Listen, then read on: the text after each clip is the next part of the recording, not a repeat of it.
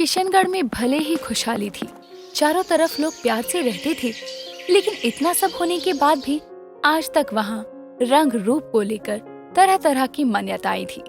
उसी गांव में रहने वाले कई लोग गोरे काले में भेदभाव करते थे। उनके लिए गोरे लोग भाग्य वाले थे और काले लोग अभागे, जिसके चलते भाग्या भी एक दिन काली के काले रंग के बारे में सोचते हुए खुद से बोलती है, का करे, एक करिया का रंग तो इतना काला है कि हम तो अपने बिटवा से एक ही शादी करवा दे, लेकिन कल को हमारी रिश्तेदारी में सब कहेंगे इतनी काली लड़की को काहे चुना। हमरे को तो कोनो फर्क नहीं पड़ता रंग रूप से, लेकिन ए दुनिया को तो पड़ता है ना। हमरे को तो दुर्गा बहन से ई के बारे में बात करनी चाहिए। भाग्या सीधे अपनी चिंता को लेकर दुर्गा के पास जाती है। काली के स्कूल जाने के बाद दुर्गा घर पर काम कर रही थी। तभी भाग्या वहाँ आकर कहती है, का दुर्गा बहन, थोड़ा अच्छे से ठीक हो जाओ, फिर ये काम करना। तुमने तो इतने समय बाद बिस्तर छोड़ा है, आराम करना तो तुम्हारा हक है, लेकिन तुम तो अभी से काम करने लगी। अरे भाग्या बहन, अब अपने घर के काम के लिए किसी तीसरे को थोड़ी बुलाऊंगी। वैसे भी इतने समय से बिस्तर पकड़ा हुआ था, तनिक अब तो हाथ पैर चलाने दो। वैसे तुम बताओ कैसे आना हुआ यहाँ? वो बस सोचे कि तुमसे मिलने आ जाए। वैसे हम कहने आई थी कि काली बिटिया के रंग के लिए तुम कोई उपटन वगैरह काहे नहीं बनाती। अब तुम तो जानती हो कि बिटिया शादी लायक होने को है, और अपने गांव के लोग तो रंग भेद में कितना मानते हैं। भाग्या बहन, दुनिया भले ही रंग भेद करे, लेकिन मेरे लिए मेरी बेटी बहुत सुंदर है, उसको उपटन की जरूरत नहीं है। हाँ हाँ, वो तो हमको पता है दुर्गा बहन, लेकिन फिर भी तुमको पता है आलोक भाई साहब के जाने के बाद अब तुम ही हो काली के पास। तुम ना ही सोचोगी तो कौन सोचेगा?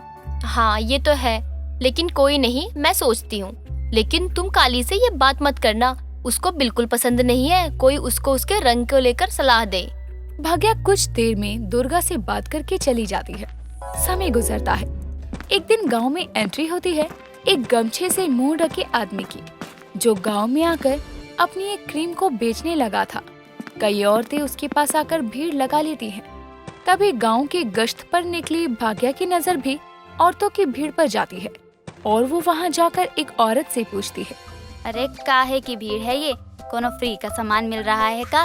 अरे नहीं भाग्या बहन, वो कोनो आदमी है, एक बड़ी ही जादुई क्रीम बेच रहा है, जी को लगाने से काला इंसान कुछ समय में गोरा हो जाएगा।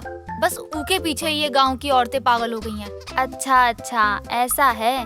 ये का मतलब ये क्रीम हमरे काम की है।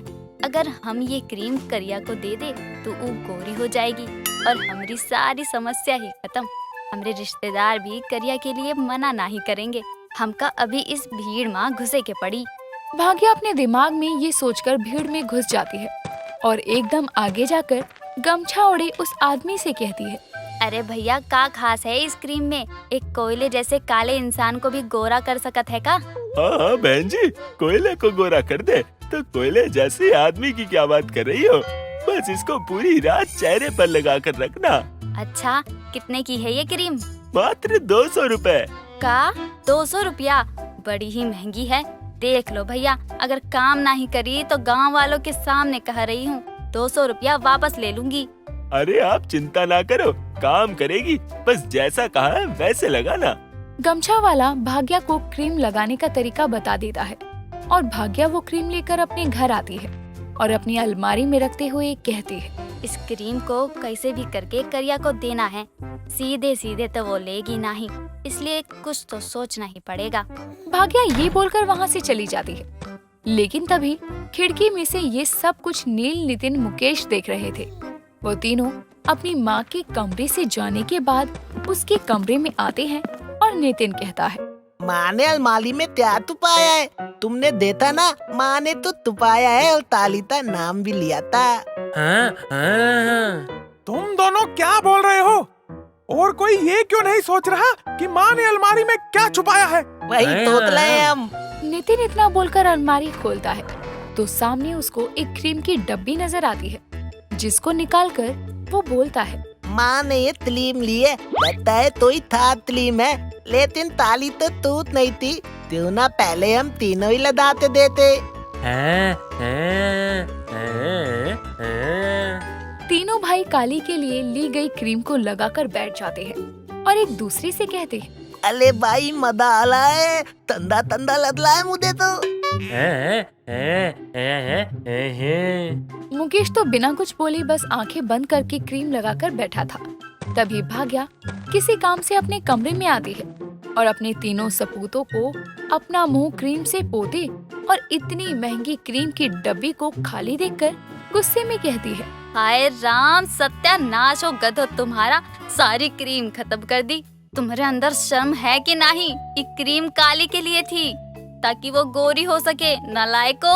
अले माँ ताली दोली तैते हो तत्ती है, तोली तो उतनी बहन थी, दो अब नहीं है। सही कहते करिया, ऐसे नालायक बेटे जन्मे हैं हमने, अफसोस होता है। जाओ जाकर मुंह साफ कर दो, बैल बुद्धि कहीं के। अब मुझे उस गमछे वाले को दोबारा गांव में ढूंढना होगा। भाग्या इतना बोलकर घर से गांव में निकल जाती है और उस गमछे वाले को पूरे गांव में तलाशती है, लेकिन उसे वो कहीं नहीं मिलता। तभी भाग्या भागे भागे गांव के बाहर वाले रास्ते पर जाती है, जहां वो उस गमछे वाले को जाते देखकर उसे आवाज लगाती है, अरे ओ क्रीम वाले भैया, रुको जरा। भाग्या भागकर उसके पास जाती है और हाफते हुए कहती है, अरे भैया, जरा एक और डिब्बी क्रीम की दे दो, वो का है ना, हमरे बेटे सब खत्म कर गए। बहन जी एक ही बची है, वही दे रहा हूँ। और हाँ, ये क्रीम हर किसी पर काम नहीं करती, अगर कोई काला है तो उसको ही गोरा करेगी। ठीक है भैया, अगर कोई गोरा है तो। गमछे वाला भाग्य की बात का जवाब दिए बिना वहाँ से चला जाता है। भाग्या क्रीम लेकर और पैसे देकर अपने घर चली आती है, जहाँ वो नील नितिन मुकेश के चेहरे पर बड़े बड़े से दाने देखकर कहती है, नालायको, ये का किया? चेहरे पर ये दाने कहाँ से आ गए? माँ ये दाने आपते तालन आए हैं, ये तलीम तीत नहीं है और आप ये तो ले आई, ताइये मुझे दीजिए, मैं अपने देता हाल तालीता नहीं होने दूंगा। नितिन इतना बोलकर वो क्रीम भाग्या के हाथ से छीनकर बाहर भाग जाता है और घर के बाहर दूर कहीं फेंक देता है। उसके पीछे भाग्या भी भागे भागे आती है और कहती है, हाय राम, कहाँ फेंक दिया? नालायक 200 रुपया की थी, हमरा 400 रुपया का नुकसान करा दिया ना नुकसान। हाँ और तलुंदा, 2-3 मेली प्याली ताली तो नुकसान तले दी, वो मैं उते नहीं लगाने दूंगा। ये सुनकर बेचारी भाग्या अपने माथे पर हाथ रखकर अपने बेटों की बेवकूफी का शोक मनाने लगती है। तो वहीं उसी समय काली घर आती है, जो भाग्या को अपने आंगन में अपने तीनों सपूतों के साथ देखकर कहती है, ये सब क्या है भाग्या आंटी? ये तीनों के चेहरों पर ये लाल धब्बे किसने बना दिए? माना इनका चेहरा अच्छा नहीं है, लेकिन देखने लायक तो था ही, पर अब तो वो भी नहीं बचा। अभी को का बताए, ये के चक्कर में ही सब हो रहा है। ताली तुम चिंता मत तलो, हम तो दिल में थी तो दाइंदे। मैं क्यों परेशान हूँ या मैं क्यों चिंता करूँ? इतना बोलकर काली अपने घर चली जाती है।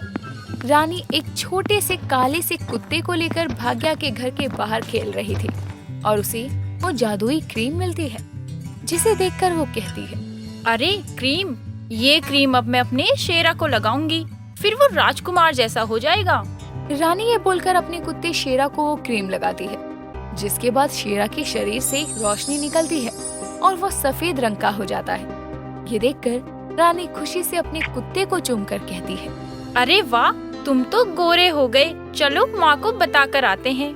रानी इतना बोलकर अपने कुत्ते के साथ अपने घर चली जाती है। दरअसल जादुई क्रीम काले लोगों को तो गोरा करती, लेकिन गोरे लोगों को परेशान कर दिया करती, और यही भाग्या के सपूतों के साथ भी हुआ था।